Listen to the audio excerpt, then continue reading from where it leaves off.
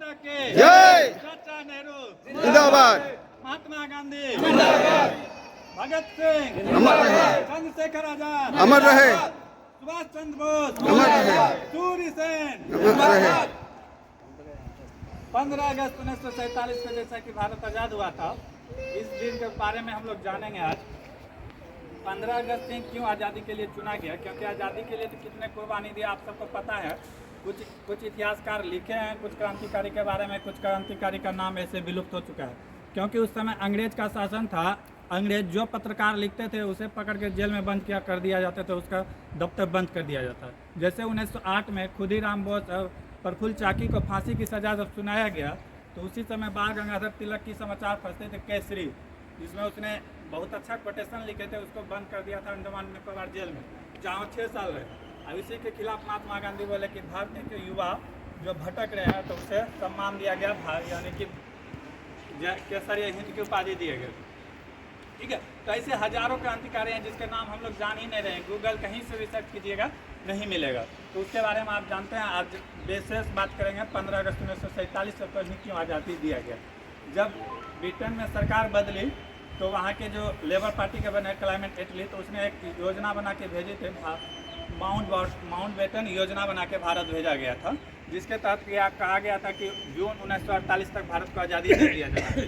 Lord Mountbatten जो थे वो वही आदमी थे जो द्वितीय विश्व युद्ध के समय ब्रिटेन के जो सेनापति थे, और 15 अगस्त 1945 के उसी के सामने जापान के जो सेना थे वो आत्मसमर्पण किया था बर्मा के जंगल में।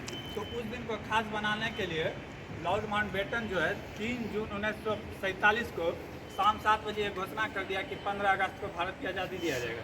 लेकिन 15 अगस्त के दिन भारत के लिए बहुत अशुभ था, ठीक है, क्योंकि वो सावन का महीना रहता है और जुम्मा का भी महीना था। तो भारतीय जितने भी थे ज्योतिष सब बोले नहीं ऐसा नहीं हो सकता, लेकिन माउंटबेटन ये सब बातों में विश्वास करते नहीं थे, वो अड़े रहे अपने फैसले पर। जब बैठक चली तो इसका कुछ निष्कर्ष निकला कि ठीक है 12 बजे 14 अगस्त के रात 12 बजे को भारत की स्वतंत्रता दी जाएगी, ठीक है, ताकि अंग्रेज के अनुसार 12 बजे के बाद तारीख बदल जाती है और हम भारतीयों के अनुसार सुबह के बाद ही नया दिन का शुरुआत माना जाता है। ठीक है, तो इस तरह रात को 12:05 14 अगस्त को आज़ादी दी गई। लेकिन ये आज़ादी बहुत ही दर्दनायक था, क्योंकि भारत के शरीर पर 333 किलोमीटर की एक रेखा खींच दी गई, जिसका नाम पड़ा पाकिस्तान, जो कि आज़ादी से भी भयानक दर्दनायक था, क्योंकि उसमें 10 लाख आदमी को सरेआम कत्ल कर दिए गए थे, 2 लाख आदमी प्रभावित हो गए थे। जितना जश्न खुशी का था लेकिन उतना ही दुख गमों का था। ठीक है, महात्मा गांधी उस दिन दिल्ली पे नहीं बंगाल के नवासोबा में थे, क्योंकि वहाँ भी आंदोलन बहुत जोरों शोरों से चला रहा था। 3 दिन में 4 लाख हिंदुओं और मुस्लिम को काट दिया गया था। तो ये सब को देखते हुए महात्मा गांधी अनशन में बैठे थे। ना तो इसका प्रभाव मोहम्मद अली जिन्ना पे पड़े, ना ही क्या कहते हैं जवाहरलाल नेहरू पे पड़े। महात्मा गांधी अस्ता के आया, लास्ट में भारत का विभाजन भी हुआ। बहुत ही दर्दनायक विभाजन था, क्योंकि 1947 के बाद विश्व के लगभग 67 देश आज़ाद हुए, लेकिन इतना भयानक जो कत्ले आम किसी भी देश के विवाह यानी कि स्वतंत्रता के लिए नहीं हुई थी। लेकिन भारत जब स्वतंत्र हुआ तो बहुत ही खतरनाक प्रभाव, जितना आज़ादी का जश्न हम लोग जो मान रहे थे कि आज़ादी इस तरह होगा, लेकिन कल्पना नहीं किए थे कि आज़ादी इस तरह दिया जाएगा। और विभाजन का एकमात्र कारण है मोहम्मद अली जिन्ना, क्योंकि वो मान ही नहीं रहे थे। उसे प्रधानमंत्री का पोस्ट भी ऑफर कर दिया गया, लेकिन वो मानने के लिए तैयार नहीं थे। अरे रहे कि एक क्या कहते हैं अलग राष्ट्र ही चाहिए। ठीक है, अगर कुछ दिन ये योजना टल जाते, मान लीजिए कि जून 1948 तक टल जाते तो भारत का विभाजन बढ़ जाता, क्योंकि उस समय मोहम्मद अली जिन्ना एक भयंकर बीमारी से जूझ रहे थे, टीबी बीमारी से। उस समय टीबी लाइलाज थे, और जिस तरह भारत का विभाजन हुआ और ठीक 1 साल से 27 दिन के बाद मोहम्मद अली जिन्ना अपने पद पर रहते हुए मारे गए। अगर वो बच जाते तो भारत का विभाजन न होता और भारत अभी विश्व गुरु होता है। लेकिन जो हो गया सो हो गया, इसे बदला नहीं जा सकता। तो ये हमारे देश का इस तरह स्वतंत्रता मिले, और स्वतंत्रता मिली, लेकिन ना तो ये गांधी का भारत रहा, ना तो ये क्रांतिकारी भगत सिंह का भारत रहा। ये नेताओं का भारत बन गया कि एक ही आदमी शासन कर रहा है। अंग्रेज थे तो उसी समय, जब कांग्रेस आए तो उसी समय 25 जून 1975 को इंदिरा गांधी किसी से ना पूछते हुए 25 जून की रात 12 बजे से पहले पूरे देश में इमरजेंसी लगा दे। उस समय राष्ट्रपति से सिग्नेचर करा के। अधिकार लोकतंत्र का मतलब क्या होता है कि एक आदमी का शासन नहीं होता है, कम से कम वो मंत्रिपरिषद का फैसला ले सकते थे, लेकिन नहीं, वो सिर्फ अपने आप में किए। अभी भी वही है, जो मोदी कहते हैं मन में कर देते हैं। लेकिन भारत की स्थिति दिन दिन खराब चलते रहे, क्योंकि जो भविष्यवाणी किए थे भारतीय के जो ज्योतिष शास्त्र है बिल्कुल सही थे। क्योंकि भारत आज़ाद होते होते 18 साल के अंदर हमने 3 बड़े युद्ध को लड़ा। 1961-62 में चीन के साथ लड़े हम, चीन भारत भाई बंधु भाई, चीन हिंदू भाई भाई करते रहे, और चीन हमारा लगभग 35,000 वर्ग किलोमीटर ज़मीन हड़प लिए। पीओके से भी 5,000 ज़मीन हड़प लिए, लेकिन हम चीन हिंदू चीन भाई भाई करते रहे। 1962 के हार युद्ध में बड़ी करारी हार हुई।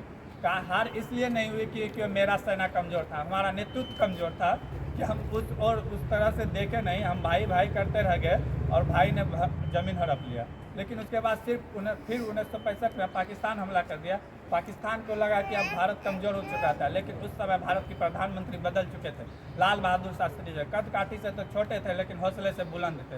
उसने पाकिस्तान को मुँह तोड़ जवाब दिया, 6,000 पाकिस्तानियों को मार गिराया जम्मू कश्मीर में। तो और यही नहीं, अगर वो कुछ दिन और युद्ध चलता तो लाहौर तक हम विजय कर लेते। लेकिन पाकिस्तान अमेरिका का मदद लिया, लेकिन लाल बहादुर शास्त्री डरने वाले नहीं थे। बोले हम गेहूँ बंद कर देंगे, बोला कर दीजिए ना, क्या कहते हैं, लाल बहादुर शास्त्री ने पूरे भारतीयों से बोला कि एक दिन का खाना, एक समय का खाना खाना एक दिन में, पूरे भारतीय तैयार हो गए। लेकिन उससे अमेरिका से नहीं डरे तो भारत रूस के पास गया। पाकिस्तान रूस का यानी कि भारत का बहुत ही सहयोगी रहे थे, तो उसका बात माने और ताशकंद समझौता 10 जनवरी 1966 को हुआ, जहाँ में भारत के बहुत महत्वपूर्ण प्रधानमंत्री को भी खो दिए, लाल बहादुर शास्त्री को। उसके बाद यूँ नहीं, फिर 1971 में, ठीक है, 1971 में भी युद्ध हुआ, जिसमें कि हम बांग्लादेश नाम का एक अलग देश बना दिए। इंदिरा गांधी को दुर्गा के नाम से उस समय जाना गया, लेकिन उसके बाद इमरजेंसी लगा के स्थिति खराब कर दिया। 1991-92 भारत की स्थिति इतना खराब हो गया था कि भारत के पास 250 करोड़ की रुपया नहीं थे, जिसके कारण भारतीय सोना को विदेशी बैंकों में गिरवी रखना पड़ा। क्योंकि उस समय हमारा देश का इकोनॉमिक्स बंद था, न तो कोई विदेशी कंपनी भारत आएगा, न तो भारत की कंपनी कहीं काम करेगा। क्योंकि एक बार हम लोग धोखा खा चुके थे अंग्रेजों से, जिसके कारण हम लोग 190 साल तक गुलामी का शासन से है।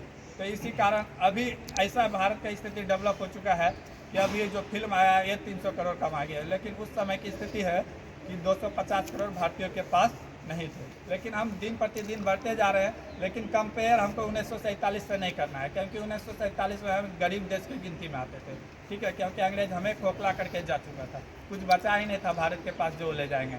लेकिन हमें कंपेयर करना है पिछले साल से, कि पिछले साल के तुलना में इस साल मैंने क्या तरक्की की। अब ये नहीं कि 1947 से ही गिनाना कि उस समय क्या था और अभी क्या है। तो इस तरह अगर नेक्स्ट पिछले साल से अगर कंपेयर करते जाएंगे तो हम आगे बढ़ पाएंगे और खुद ज़्यादा आगे बढ़ पाएंगे। अगर 1947 से ही कंपेयर करेंगे तब तो लगेगा थोड़ा सा भी करेंगे, लेकिन बहुत ज़्यादा काम कर चुके हैं देश के लिए। लेकिन हर साल हमें पिछले साल से कंपेयर करना है। इसी के साथ मैं अपने वाणी को विराम देता हूँ। जय हिंद, जय भारत।